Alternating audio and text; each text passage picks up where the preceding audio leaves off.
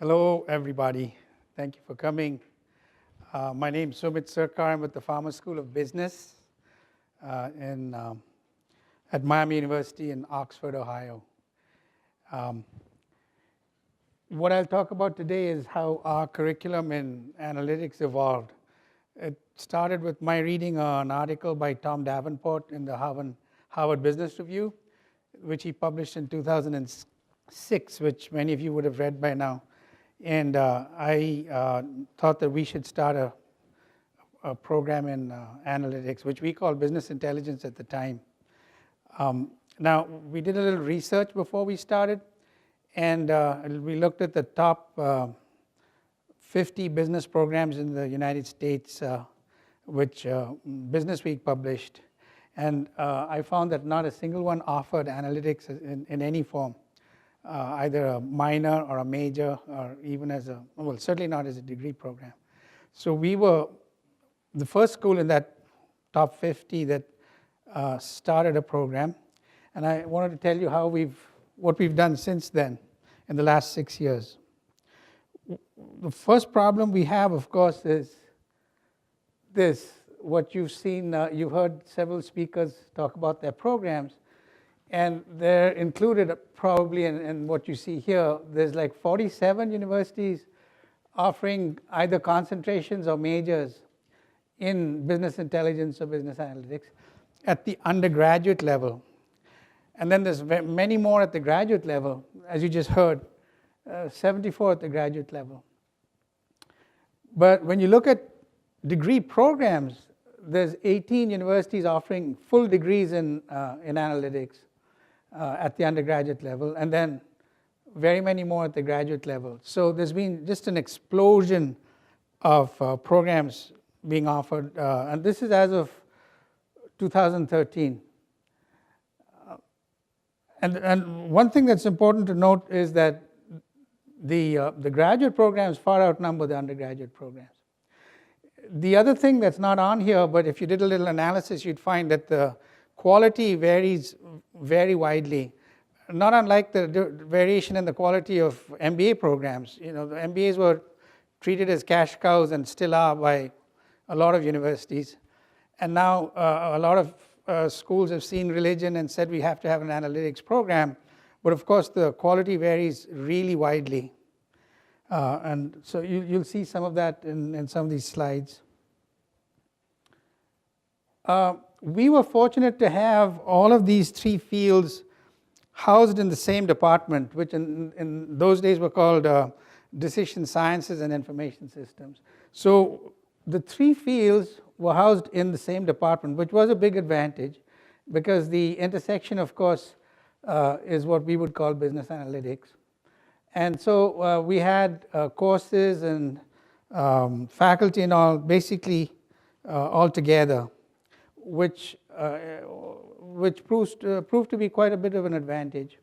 Many of these programs don't have access to, let's say, a statistics program within the business school, because these guys are often housed, for example, in the arts and sciences program or even elsewhere. So what we had to do was, all business school students have to take the basic business statistics course and the introduction to IT, which is kind of standard in all business schools. And then we had these other stat classes and these quantitative analysis courses already available.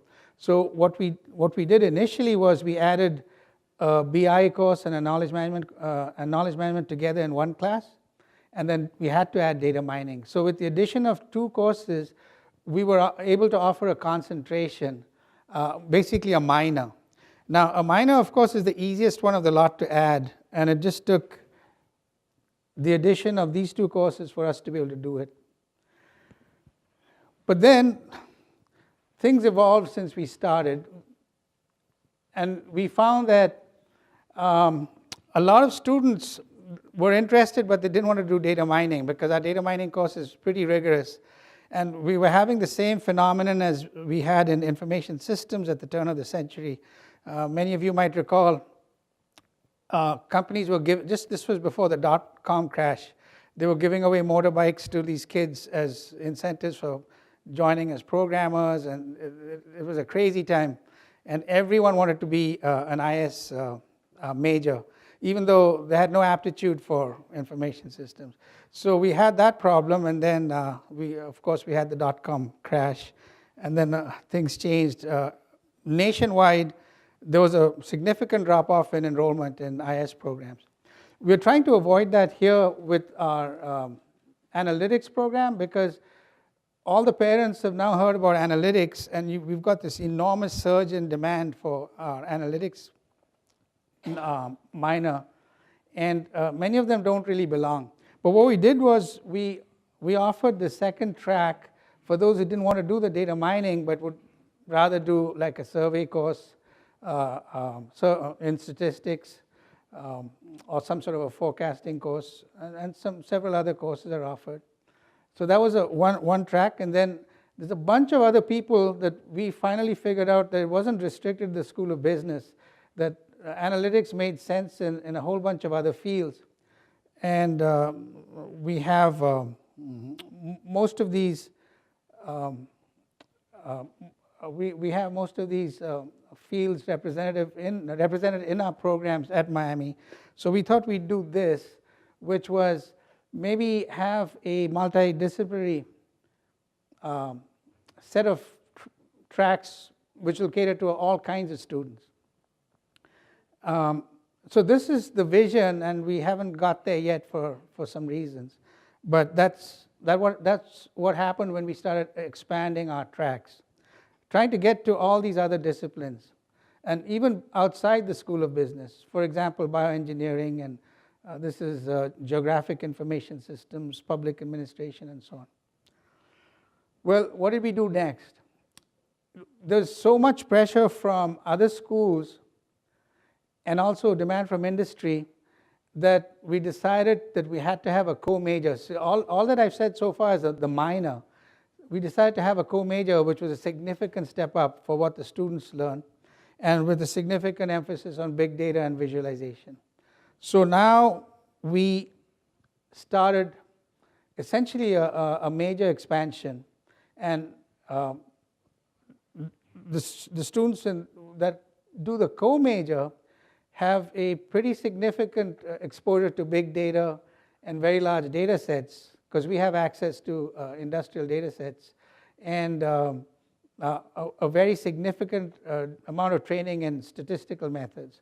One major advantage that we had was we collaborated with our stat department, and they're offering many of the more advanced statistics courses, so we don't have to offer them.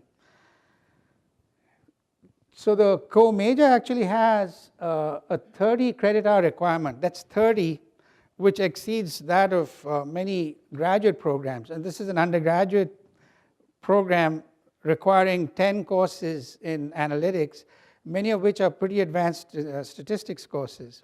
So these graduates basically are better prepared than a majority of the programs that we see that are in competition with us. The next, well, essentially we split them into two tracks, the business analytics and the predictive analytics. And this one has a very heavy dose of fairly sophisticated stat courses. The last thing we've done, which is fairly recent, is add a graduate certificate in analytics. Now, Miami University is very well known for undergraduate teaching, and it's basically on-campus teaching. So this is a very significant philosophical departure for us, because this graduate certificate is meant for working adults. And so even though it's a pretty rigorous set of courses, these are the core courses, and then there's a bunch of more advanced courses that they have to take. But basically, it'll be 4 courses offered during a calendar year, and it'll be 10 weeks, and then a 2-week break, 10 weeks, and a 2-week break, etc. So that's 1 course, 2 courses, 3 courses, and 4 courses.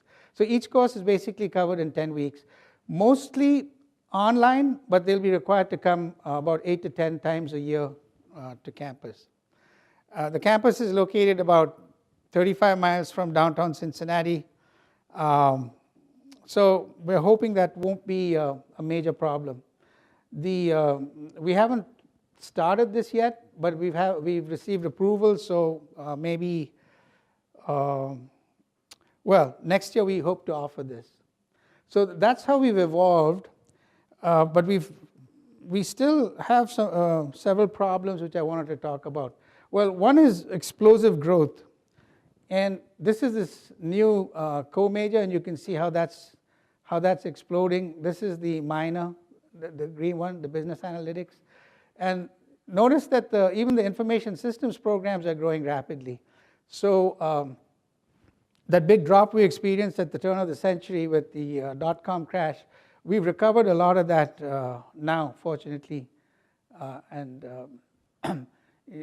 you don't hear parents worried about outsourcing as much as we used to hear about 5 years ago. So what are the problems that we're facing? The first one, of course, is I've just mentioned this, that we need to make sure that the quality is there. So we have to come up with certain aptitude filters to make sure that the students that don't belong don't get admitted, and then we don't want a whole bunch of unhappy students that are in the program. So we have to work on that. This one's a problem now because of the shortage of faculty.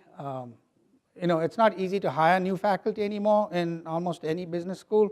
So it's basically, it's a zero-sum game. If we hire more faculty, then the marketing, finance, and accounting people can't hire.